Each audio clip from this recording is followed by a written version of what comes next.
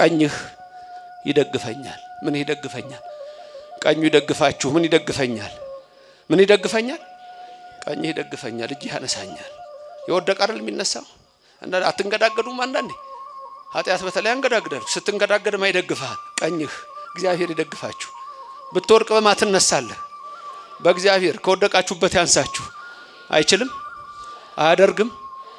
እችን ነገር በደንብ ተማሩ። ጸሎት አለ ስጋው ደሙ የሚቀበል ሁሉ የሚላት እያንዳንዱ የሚላት በውስጥ ስለማይባል በንባብ እሷን ከካህናት ቀርባችሁ ወይ ከዲያቆናት ስጋው ደሙ የምትቀበሉ ሰዎች ሁሉ አጭር ነች፣ ተማሯት። ጌታዬ አምላኬ መድኃኒቴ ኢየሱስ ክርስቶስ ወይ ከቤቴ ጠፈር በታይ ትገባ ዘንድ የሚገባኝ አይደለም፣ እኔ አሳዝኛለሁና በጎ ስራ ምንም የለኝምና እያለ የሚጸለይ ጸሎት አለ። እሷን ጸሎት ተማሩ ስጋው ደሙ የምትቀበሉ ሁሉ። ይሄ ደግሞ ምን ይባላል መሰላችሁ? ኢንዲቪጁዋሊዝም አይደለም የኛ እምነት። ኢንዲቪጁዋሊዝም ኮንሱመሪዝም የሚባሉ እሳቤዎች አሉ። ኢንዲቪጁዋሊዝም ግለኝነት ነው። ለምሳሌ መካነ ኢየሱስ ቢያገኝህ፣ ሙሉ ወንጌል ቢያገኝህ፣ ሬማ ቢያገኝህ፣ ሌላውም ቢያገኝህ አንድ ነገር ነው የሚልህ፣ ኢየሱስን እንደ ግል አዳኝህ አድርገህ ተቀበል አይደለም? እንደምን አድርገህ ተቀበል? እንደ ግል። እቺ የመጣችሁ ከአውሮፓ ነው። ኢንዲቪጁዋሊዝም ነው። ተመልከቱ፣ እኔ ላይ የተመሰረተ ነው። ሰው ላይ ነው የተመሰረተው። ማን ሴንተርድ ነው፣ አንትሮፖሴንትሪክ ነው። የኔና የናንተ ግን እግዚአብሔር ይስጥልኝ ማይስጥልኝ እግዚአብሔር ሰጪ እግዚአብሔር ነው። ዝናብ ከሱ ነው፣ ፀሐይ ከሱ ነው፣ በረከት ከሱ ነው፣ አየር ከሱ ነው፣ ሁሉ ነገር ከሱ ነው። የሰው ልጅ አንድም በዚህ ምድር ላይ ያመጣው ነገር የለም።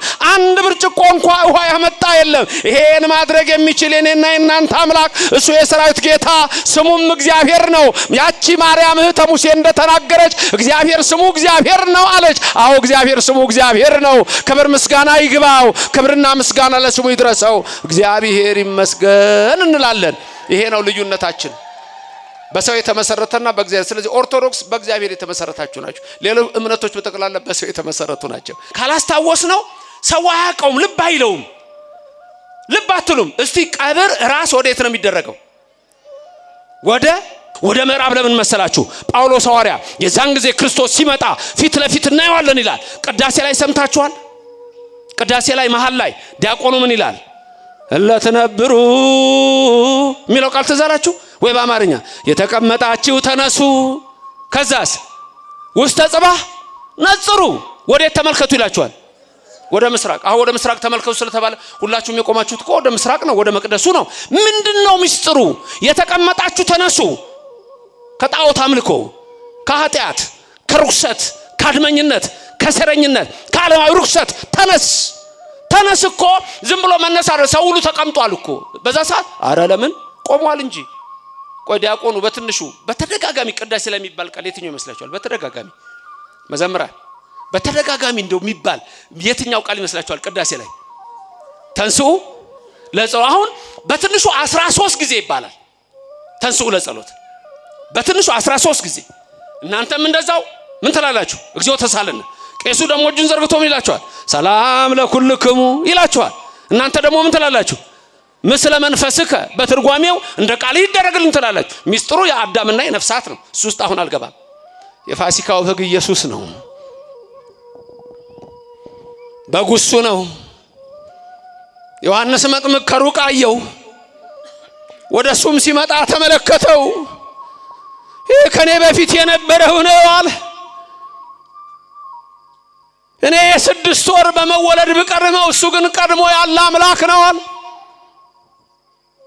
እኔ ጫማውን ማሰሪያ እንኳን ልነካ አይገባኝም አለ።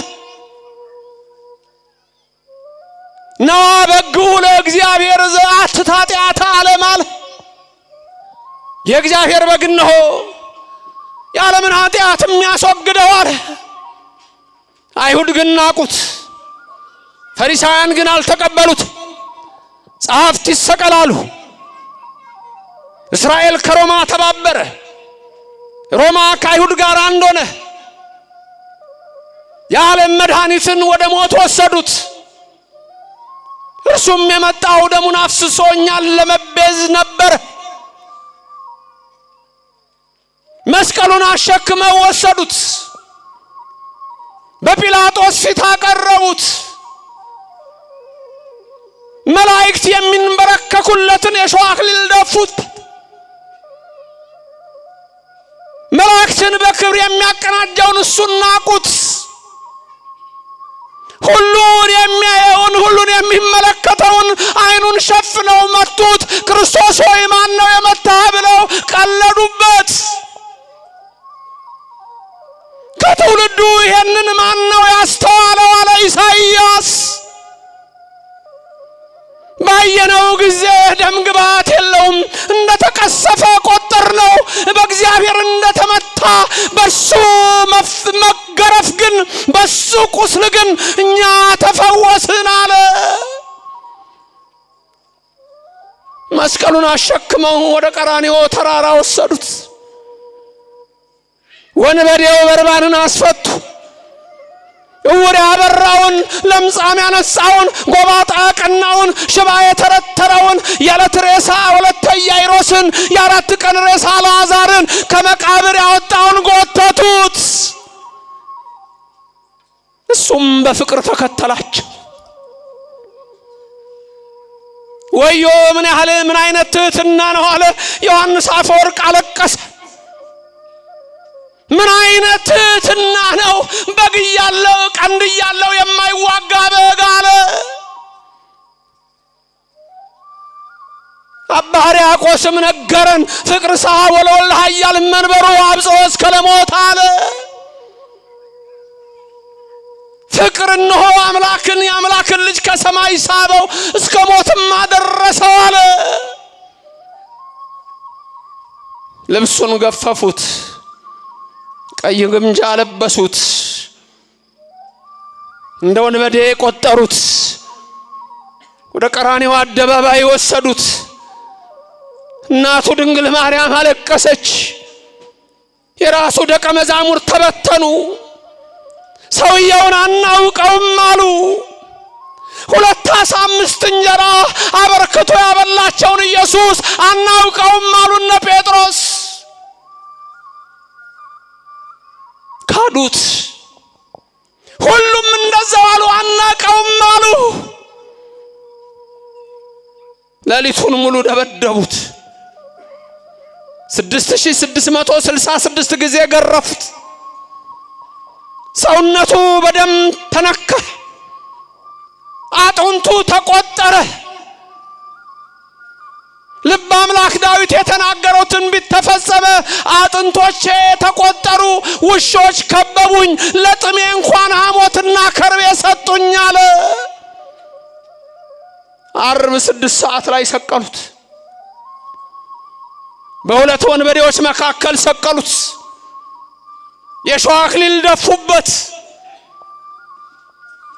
ነፍሱ የወጣችው 9 ሰዓት። ገብርኤል መልአክ ሰይፉን መዘዘ። ላጥፋቸው አለ። በመስቀሉ ላይ ያለው ትሑቱ ንጉሥ ተዋለው። ያንተ ትዕግስት አያልቅም ብሎ ሰይፉን ወረወረው። ሚካኤል ዝም አለ።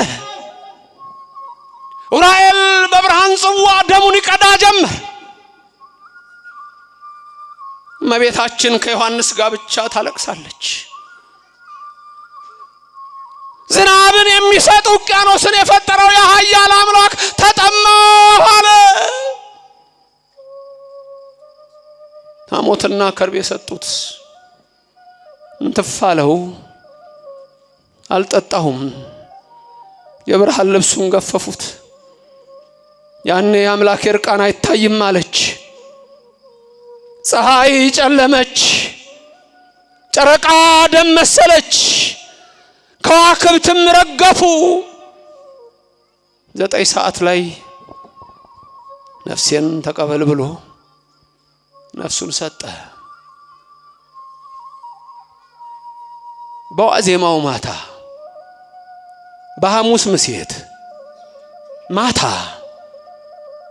ህብስቱን አንስቶ ባርኮ እንኩ ብሎ ይሄ ለእናንተ የሚፈተተው ስጋዬ ነው አላቸው። ጽዋውን አንስቶም ባረከ። ሁላችሁ ከዚህ ጠጡ፣ ለአዲስ ኪዳን የሚፈሰው ደሜ ይሄ ነው አላቸው። በቀራንዮ አደባባይ የሰጠን እሱን ነበር። ሥጋዬን የበላ ደሜን የጠጣ የዘላለም ሕይወት አለው። ይህ ቃል የሚሰማችሁ ሁሉ አሳብ ሕሊናችሁ በሰማያት ይኑር፣ ያላችሁበትን ስፍራም እወቁ። ደስ በሚያሰኙ ጆሮዎች የወንጌልን ዜና አድምጡ። አንድም እንኳ በዚህ ቅጽር የራሱን ወሬ የሚያወራ ሰው ከቶ አይሰማ። ምድርን ባያት ጊዜ እንድትንቀጠቀጥ ለሚያደርጋት ደሴቶችንም ለሚያቀልጠው ኃያልና ብርቱ አምላክ ለሰራዊት ጌታ ለእግዚአብሔር ልቡናችሁን አስማርኩ። ቀዩ ፈትል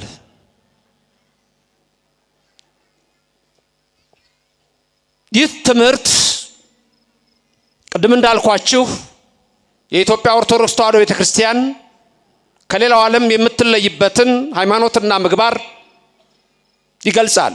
በሃይማኖት ውስጥም አምላክ እግዚአብሔር እንደሆነ የምናይበትና የሥጋው ደሙ ምስጢር በዚህ ትምህርት እንረዳለን።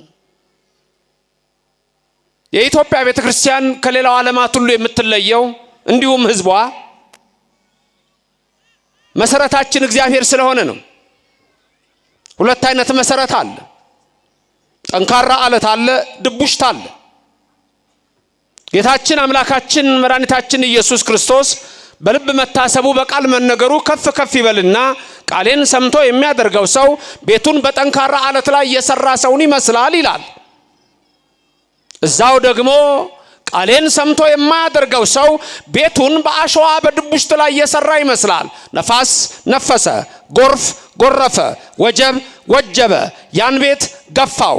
በአለቱ ላይ ያለው አልወደቀም፣ በአሸዋው ላይ ያለው ግን ወደቀ ይላል። ይሄ ማለት ሁለት የእምነት ድርጅቶች እንደማለት ነው። ኦርቶዶክስና ሌላው ዓለም ሁለት አይነት መሰረቶች እነዚህ ሲሆኑ በፍልስፍናው ዓለም በሪሊጂየስ ፊሎሶፊና እንዲሁ በተለያየ አስተሳሰብ በቴዎሎጂካል ኮንሰፕት ሁለት አይነት እሳቤዎች አሉ። በእንግሊዘኛው አንትሮፖሴንትሪክ የሚባለው ኮንሰፕትና ቴዎሴንትሪክ የሚባለው ኮንሰፕት ነው። አንትሮፖሴንትሪሲዝም እና ቴዎሴንትሪሲዝም ይባላል። ብዙ አላወራም እዚህ ላይ ችግር የለም፣ በቀላሉ ልንገራችሁ። በእግዚአብሔር ላይ የተመሰረተና በሰው ላይ የተመሰረተ አለቀ። ይሄ ማለት ነው አሁን ያወራሁት። በማና በማ የመጀመሪያው በማ ላይ የተመሰረተ፣ ሁለተኛው ደግሞ በማ ላይ የተመሰረተ በሰው ላይ። የኛ ቤተክርስቲያን የተመሰረተችው በማ ላይ ነው? ራሱ ክርስቶስ ላይ ነው።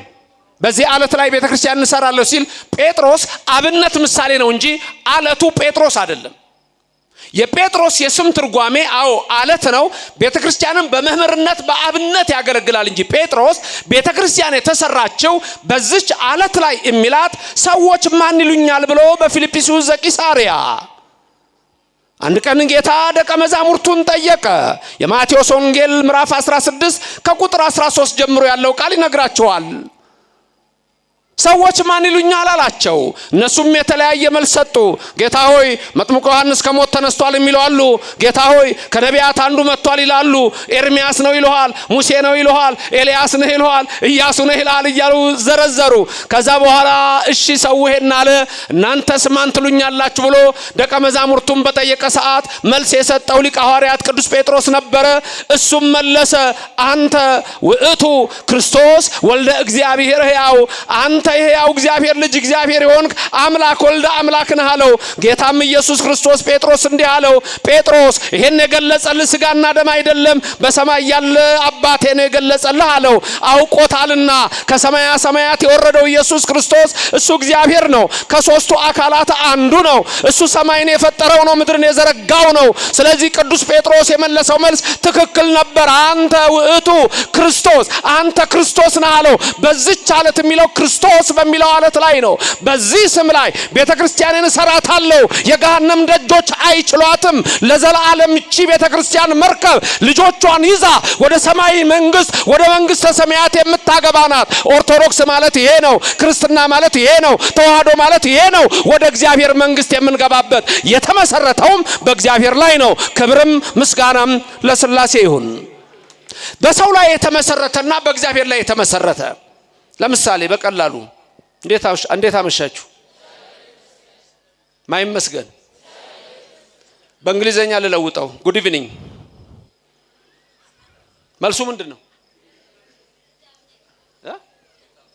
ጉድ ኢቭኒንግም ላይ እግዚአብሔር ይመስገን ነው። እንግሊዘኛው ላይ እንዴት አደራችሁ፣ እንዴት ዋላችሁ፣ እንዴት አመሻችሁ? ጉድ ሞርኒንግ መልሱ ምንድነው? ጉድ ሞርኒንግ ጥሩ ጠዋት፣ ጥሩ ጠዋት። በቃ እንደሱ እኮ ነው። ጉድ አፍተርኑን ጥሩ ሰዓት መልሱ ምንድነው? ጉድ አፍተርኑን ጥሩ ከሰዓት። ጉድ ኢቭኒንግ መልሱ ምንድነው? ጉድ ኢቭኒንግ። አልተመሰረቱማ በእግዚአብሔር ላይ። ባህልህ፣ ስርዓትህ፣ ባህልሽ፣ ስርዓትሽ፣ ማንነትሽ፣ መገለጫሽ የኦርቶዶክስ ተዋሕዶ እምነት በመላው ኢትዮጵያ የተመሰረተው በእግዚአብሔር ላይ ነው። ስለዚህ ማይመስገን ክብር ምስጋና ይግባው። ማይመስገን እግዚአብሔር የተመሰገነ ይሁን። በማን ላይ ነው የተመሰረታችሁት? በእግዚአብሔር ላይ ነው የተመሰረታችሁት። ቴዎሴንትሪክ፣ ቴዎስ ማለት ጋድ ማለት ጋድ ሴንተርድ ማለት ነው። ቴዎሴንትሪክ የሚለው ጋድ ሴንተርድ ማለት ነው። አንትሮፖስ ማለት የግሪክ ቃል ነው፣ ማን ማለት ነው። አንትሮፖሴንትሪክ ማለት ማን ሴንተርድ ማለት ነው። በሰው ላይ የተመሰረተ ቀላል ነገር። አንድ ሰው ስጦታ ሲሰጣችሁ መልሳችሁ ምንድነው? አታመሰግኑም እንዴ? ሰው ስጦታ ሲሰጥ ነጥቀ ኪስ ነው የምትከተው? ማይመስገን እግዚአብሔር ይመስገን ስጦታ ላይ ነው። አሳሳትኳችሁ። ማይስጥልኝ ከዛ እሱስ ምን ይላል? አሜን አብሮ ይስጠን። አዎ ለሁላችንም አብሮ ይስጠን። ይሄ ደግሞ ምን ይባላል መሰላችሁ? ኢንዲቪጁዋሊዝም አይደለም የኛ እምነት። ኢንዲቪጁዋሊዝም፣ ኮንሱመሪዝም የሚባሉ እሳቤዎች አሉ።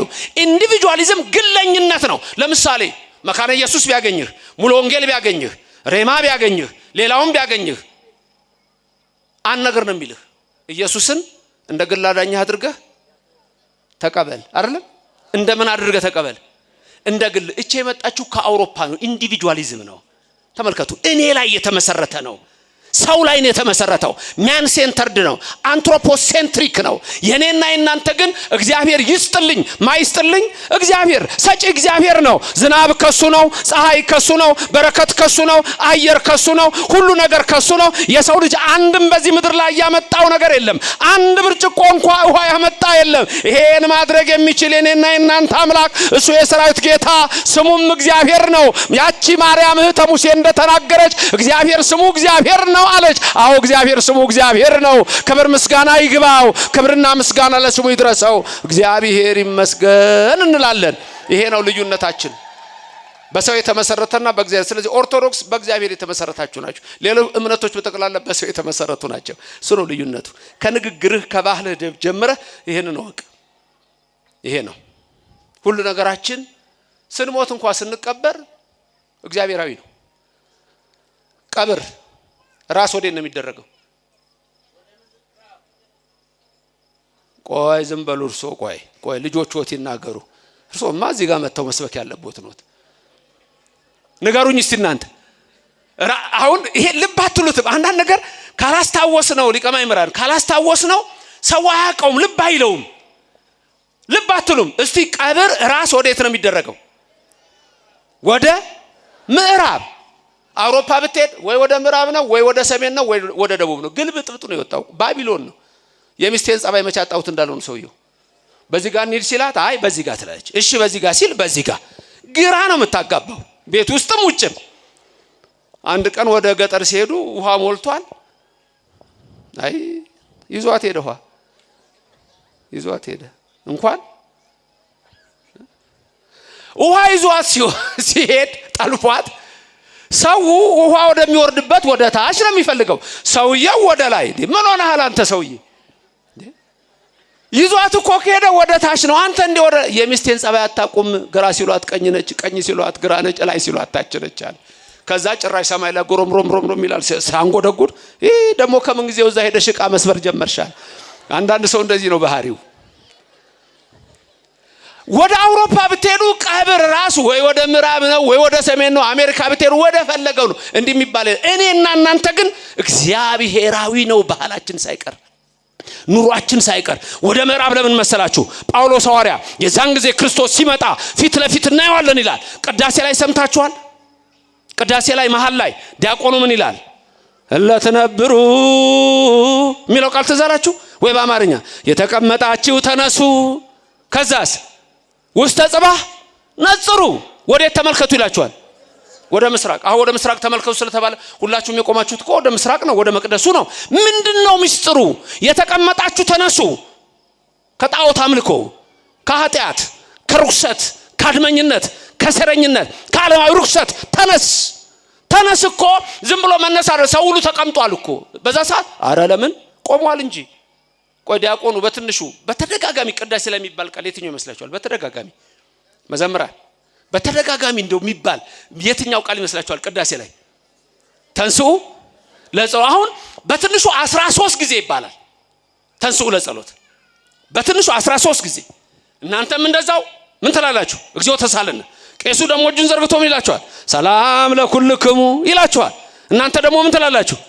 ምስለ መንፈስከ፣ በትርጓሜው እንደ ቃል ይደረግልን ትላላችሁ። ሚስጥሩ የአዳምና የነፍሳት ነው። እሱ ውስጥ አሁን አልገባም። ተንሱ ለጸሎት። በዛ ሰዓት እንደው ውሃ እንደሚጠጣ ዶሮ እንደው ብቅ ጥልቅናል እንዴ? ቁጭ ብድግ ነው እንደምን ነው ቅዳሴ ላይ ተንሱ ለጸሎት አይደለም። ሚስጥሩ ግን ምንድነው? ጸሎት ላይ ነው ያለኸው፣ ጸሎት ላይ ነው ያለሽው። ሐሳብህን ሰብስብ። አንዳንድ ሰው ሐሳቡን አይሰበስብ። ቄሱ እየቀደሰ እሱ እንትን ሲሉሉ ተሰጦ ሲቀበል ልቡ የለም። አሁን ይሄ ሁሉ መስተካከል በካህናትም በመነን ምስለም ነስከ ይላል። የለም ልቡ የለም። ቤት ውስጥ ችግር የለም። ማማ የፈለገውትን በሉ። እዛ እየጸለዩ አለ ያቋርጡ የለ። ኧረ አንቺ ልጅ ሰዓቱ ከፍ አለ። ወዲህ መተው ደግሞ ጸሎት። ኧረ ተይ ሊገነፍል ነው። ኧረ ሰዓቱን ቀድሽ። ምንም አይኮነኑም። እርሶ ጻድቅ ነዎት፣ ልንገሮት። ልብህን ግን ሰብስብ ነው በቅዳሴ ሰዓት። በቅዳሴ ሰዓት ደግሞ እርሶም ያንን ይበሉ ማለት አይደለም። ደግሞ ደገፈኝ መምህር ዘበነ ብለው በቅዳሴ መሃል ሁሉ እንዳያቋርጡ። የለም ሆዱን ያመመው ካልሆነ በስተቀር ከቅዳሴ ወጥቶም የሚሄድ የለም፣ ህመም ካላጋጠመው ለተልኮ ከሚፋጠኑ ዲያቆናት በስተቀር። ምክንያቱም ቅዳሴው ሲጀምር ገና ሚመጠን ግርምት ዛቲ ዕለት ወይጽብት ዛቲ ሰዓት፣ እቺ ሰዓት ምን ያህል የምታስፈራ ናት! እቺ የሚቀድሱባት ሰዓት ምን ያህል የምታስፈራ ናት! መንፈስ ቅዱስ ከሰማየ ሰማያት የሚወርድባት፣ እነሆ ህብስቱ ተለውጦ ስጋ መለኮት፣ ወይኑ ተለውጦ ደመ መለኮት የሚወርባት የሚቀድሱባት ይህች ሰዓት ምን ያህል የምታስፈራ ናት! እንዲህ ተብሎ እኮ ነው የሚጀመረው። በቀን መላእክት 300 መላእክት አሉ። በቅዳሴ ሰዓት እልፍ አላፋት ሊሆኑ ይችላሉ። ከመላእክት ጋር የምንቆምባት የተዋህዶ መቅደስ የተመሰረተችው በእግዚአብሔር ነው። ሃይማኖትና ምግባር ነው። እንግዲህ ቀዩ ፈትል ሚስጥሩ ይሄ ነው። ነገሩ እንዲህ ነው። መጽሐፈ ኢያሱ ወልደ ነዌ ምዕራፍ 2 እስራኤል ከግብጽ ወጥተው በሰጢም ሰፍረዋል። ኢያሪኮ ከፊት ለፊት ናት። ኢያሪኮ ታላቅ ከተማ ናት። ከተማይቱ የጣዖት ናት። ኢያሪኮ ማለት ወር ከሚለው ጋር የተገናኘ ኢያሪሆ ምንለው ጨረቃ ማለት ነው። በኢያሪኮ የሚመለከው ጨረቃ ነው። እግዚአብሔር አልነበረም። ያኔ ከሙሴ ቀጥሎ ህዝቡን እየመራ የመጣው ኢያሱ ነበረ። የነዌ ልጅ ኢያሱ በሰጢም ሰፍረው ሳሉ ሁለት እነሆ የሱን ሰዎች ሂዱና ኢያሪኮን ሰልላችሁ ኑ ብሎ ላካቸው። ስማቸውም ካሌብና ሶሎሞን ይባላል። ካሌብና ሶሎሞን። እነዚህ ሰዎች ወደ ኢያሪኮ ከተማ ገቡ። የኢያሪኮ ሰዎች ሰሙ። እነሱም እንደተሰማ ባወቁ ጊዜ ሮጠው አንድ ሴት ቤቷን ለዝሙት ከፍታለች። ይህች ሴት የምትተዳደረው በዝሙት ነው። ሁለቱ ሰላዮች ካሌብና ሶሎሞን ኢያሪኮውያንን ስለፈሩ እንዳይገሏቸው ወዲያውኑ ፈጥነው ወደ ረዓብ ዘማ ቤት ገቡ። በሌላ ስሟ ራኬብ፣ ወደ ራኬብ ቤት ገቡ። ራኬብም ረዓብ ፈጥና ሸሸገቻቸው። ወዲያውኑ የኢያሪኮ ንጉሥ ይህን ስለሰማ ወደ ረዓብ ቤት ገብተዋል ተብሎም ስለተወራ ወዲያውኑ መልእክተኞችን ወደ ረዓብ ዘማ ቤት ላከ። ረዓብ ዛሬ 2 ጸጉረ ለውጥ ሰዎች ወደ አንቺ ቤት ገብተዋል፣ 2 እስራኤላውያን ወደ አንቺ ቤት ገብተዋል አምጪ አሏት። ልክ ነው አለች ረዓብ። ገብተው ነበር ግን ሸሽጋቸዋለች። ገብተው ነበር አሁን እኮ ወጡ አለቻቸው። መግባታቸውን ብታምንላቸው መውጣታቸውን አመኗት ይላል። ከዛ በኋላ እነዚህ ሰዎች ሸሽጋ በሉ በሌሊት ተነስታችሁ ሂዱ፣ ግን አንድ ነገር አውቃለሁ አለች ረዓብ። ስለ ረዓብ ልንገራችሁ። ረዓብን ቅድም ያልኳችሁ ሃይማኖትና ምግባር እነዚህ 2 ነገሮች በሷ ውስጥ ይገኛሉ። ጳውሎስ ረዓብ በእምነት ዳነች ይለናል። ያዕቆብ ረዓብ በምግባር ዳነች ይለናል። ሃይማኖትና ምግባር ሁለቱ የሚገናኙ ነገሮች እንደሆኑ ወቁ። ጳውሎስ ሐዋርያ በዕብራውያን መልእክቱ ምዕራፍ 11 ቁጥር 31 ላይ ምንድነው የሚለው? ጋለሞታይቱ ረዓብ 2ቱን ሰላዮች በተቀበለች ጊዜ በእምነት የዳነች አይደለችምን ይልና በእምነት ድናለች ይላል። በምን ድናለች? በእምነት ድናለች። ይሄን የሚለው ብርሃን ዓለም ጳውሎስ ነው። በረከቱ ይደርባችሁ። ያዕቆብ ደግሞ ምን ይላል? የቅዱሱ ሐዋርያ የተባረከው በረከት ሐዋርያ በእናንተ ላይ አድሮ ይኖር። ያዕቆብ ደግሞ በምዕራፍ 2 ቁጥር 25 ላይ ምን ይላል? ጳውሎስ በእምነት ዳነች ሲል ያዕቆብ ደግሞ እንዲህ ይላል፣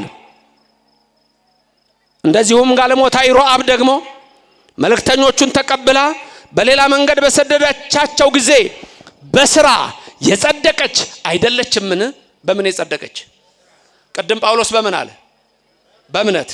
ያዕቆብ ደግሞ በምን የዳነች ነች አለ? በስራ። ሁለቱ ሲደመር ምን ተብሎ ይጠራል? ሃይማኖትና ምግባር። ይሄ ትልቁ ከፕሮቴስታንት ጋር ያለ ልዩነት ነው። በፕሮቴስታንት እምነት ስራ አያድንም፣ እምነት ብቻ ነው፣ ጸጋ ብቻ ነው ብለው ሲናገሩ ሰማላችሁ። መጽሐፍ ቅዱስ ሙሉ በሙሉ አይደግፈውም። ድንገት ዛሬ ከፕሮቴስታንት እምነት የመጣችሁ ሰዎች ካላችሁ ቁርጣችሁን ወቁት። ጌታ ሆይ ጌታ ሆይ የሚለኝ ሁሉ መንግስተ ሰማያት አይገባም። ማቴዎስ 7:21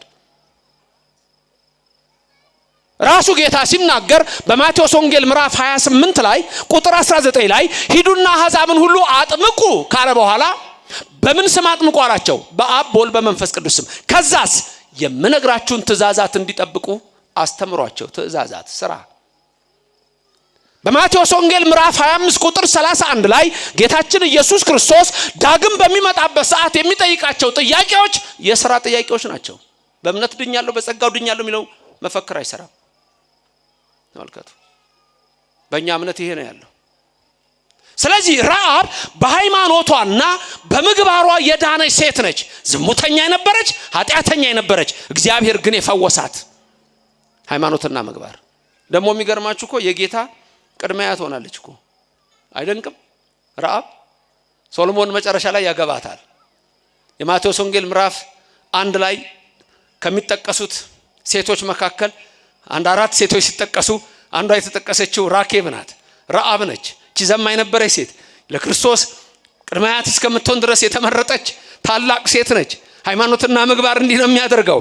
የማቴዎስ ወንጌል ስትመለከቱ በማቴዎስ ወንጌል ምዕራፍ 1 ላይ ቁጥር 5 ላይ ሶሎሞንም ከራኬብ ቦዔዝን ወለደ፣ ቦዔዝም ከሩት ኢዮቤድን ወለደ፣ ኢዮቤድም እሴይን ወለደ፣ እሴይም ዳዊትን ወለደ፣ ዳዊት ደግሞ የክርስቶስ አባት ተባለ።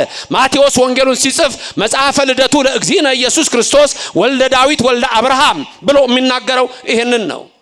ረዓብ እንዴት ታላቅ ሴት እንደሆነ ተመልከቱ ይላል ጳውሎስ። ያዕቆብም እንዴት ታላቅ ሴት እንደሆነ ተመልከቱ ይላል። እቺ ረዓብ እንዴት ታላቅ ሴት እንደሆነች የሚለው ታሪኩ አሁንም እነግራችሁ ነው። የሚገርም ነው። አገሯ የሚመለከው ጣዖት ነው፣ የሚመለከው ጨረቃ ነው፣ የሚመለከው የቆመ ምስል ነው። ኢያሪኮ የጣዖት ከተማ ናት። በዛ ሰዓት ላይ ግን እቺ ሴት ምን አለች? መጽሐፈ ኢያሱ ወልደ ነዌ ምዕራፍ 2 ላይ የምታገኙት ታሪክ ይገርማል። እነዚህም 2 ሰላዮች ምን አለቻቸው? የደበኳችሁ ለምን መሰላችሁ አለች። ከሌላው ሰው ተለይታችሁ አይደለም እናንተን የደበኳችሁ፣ በእናንተ ላይ ያለው እግዚአብሔር ግን ታላቅ ስለሆነ ነው አለች። ክብርና ምስጋና ለእግዚአብሔር ይድረሰው። በእናንተ ላይ ያለው አምላክ ታላቅ ስለሆነ ነው አለች። ልባችን ቀልጦ አላለች ሰምተን ስለናንተ። እግዚአብሔር አምላክ በ9 መቅሰፍት በ10ኛ ሞተ በኩር በ11ኛ ስጥመት ከግብጽ እንዴት እንዳወጣችሁ እናውቃለን አለች። የራሔልን እንባ አይቶ ያቺ ምስኪን ራሔል ባሏ ስምዖን ይባላል በግብጽ አገር ነበረች። ባሏ ስለሞተ በባሏ ፈንታ ጦም እንድትረግጥ ተፈረደባት።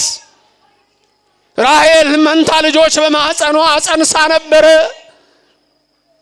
የመውለጃዋ ወራት ደርሶ ጭቃ እንድትረግጥ ተደረገች። የቆዳ ጅራፍ ያዘውን የፈርዖን ወታደር እባክህ አለችው።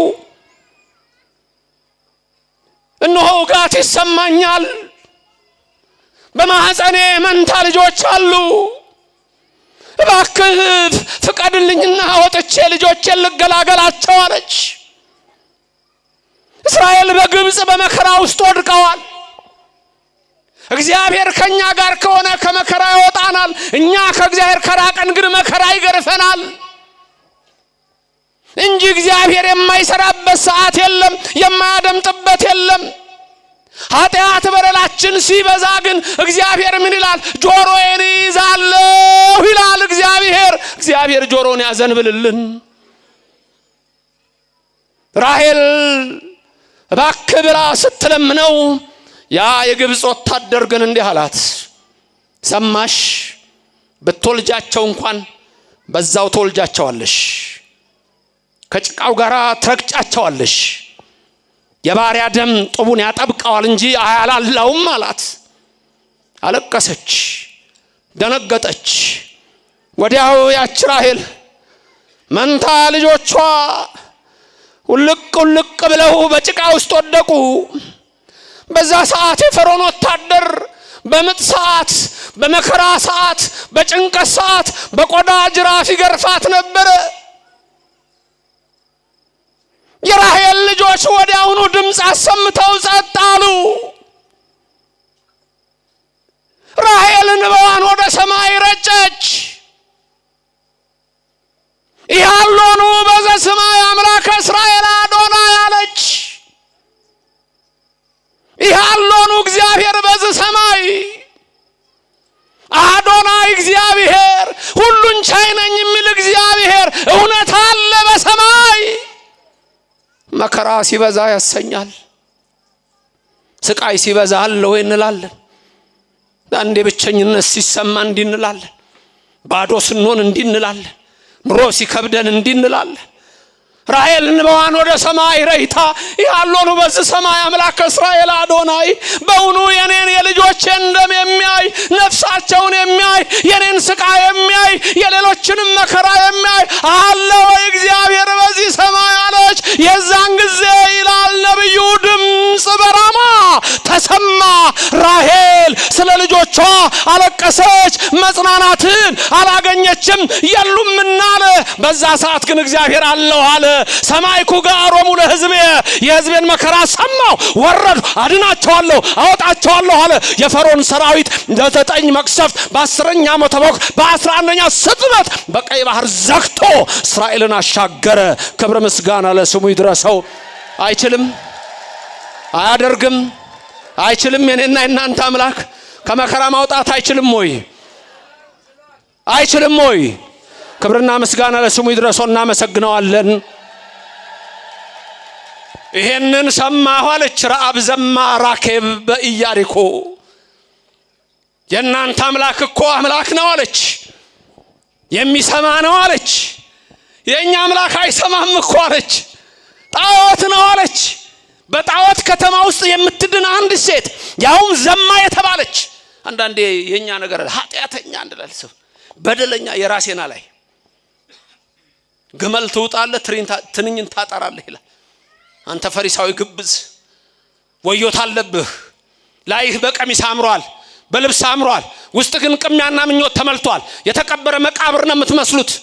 ላዩ በቀለም ነው፣ ውስጡ ግን አጥንት ነው ያለበት። በሰው ላይ በኃጢአት የሚናገር ትውልድ ነው የበዛው። በተለይ በዚህ ዘመን የከሌ ጉዷ ተገለጠ ይላል ቲክቶክ ላይ ወጥቶ።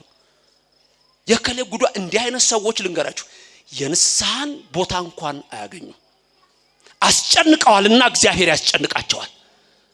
ሰውን አንስተዋልና ስለ ኃጢአት የሚከታተል እግዚአብሔር ብቻ ነው፣ ሰው አይደለም። ስለዚህ እነዚህ ሰዎች እንደ ኤሳው ንስሐ እንኳን መግባት ይፈልጉ። ስማኝ ቲክቶከር ላይ ያለህ፣ ስማኝ በዩቲዩብ ያለህ፣ ስማኝ በሶሻል ሚዲያ ያለህ፣ በሰው ላይ በክፋት ስትነሳ ንስሐ እንኳን ሳታገኝ እንደ ሄሮድስ ተልተህ ትሞታለህ። ምላስህ ባፍህ ይበሰብሳል።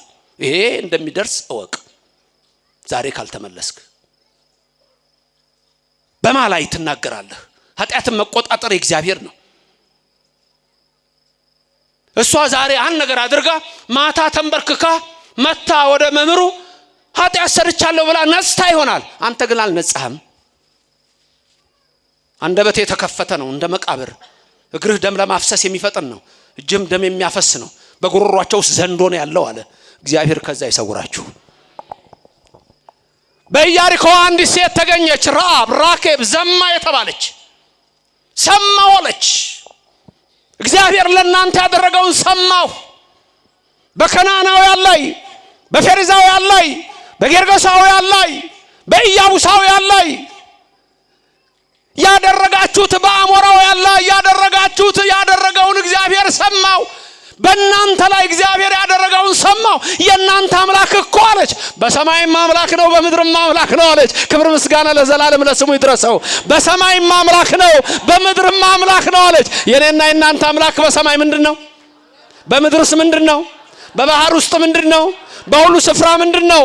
ወደ ሰማይ ወጣ የታላቁ ንስር ክንፎይ ቢሰጠኝ አለ ልበ አምላክ ዳዊት። በረከቱ ይደርባችሁ። የታላቁ ንስር ክንፎይ ተሰጠውኝ ወደ ሰማይ በወጣ እስከ ናጌብና እስከ አድማስ ጫፋቸው ድረስ ቢሄድ ወደ ጥልቁም መውረድ እችል በወርድ እግዚአብሔር ሆይ አንተ በዚያ ነህ አለ። አንተ ቤት ነህ? የት ነው ያለው እግዚአብሔር? ከዛ ቀጥሎ ምን አለ? ቀኝህ ይደግፈኛል። ምን ይደግፈኛል? ቀኙ ይደግፋችሁ። ምን ይደግፈኛል? ምን ይደግፈኛል? ቀኝህ ይደግፈኛል። እጅህ ያነሳኛል። የወደቀ አይደል የሚነሳው?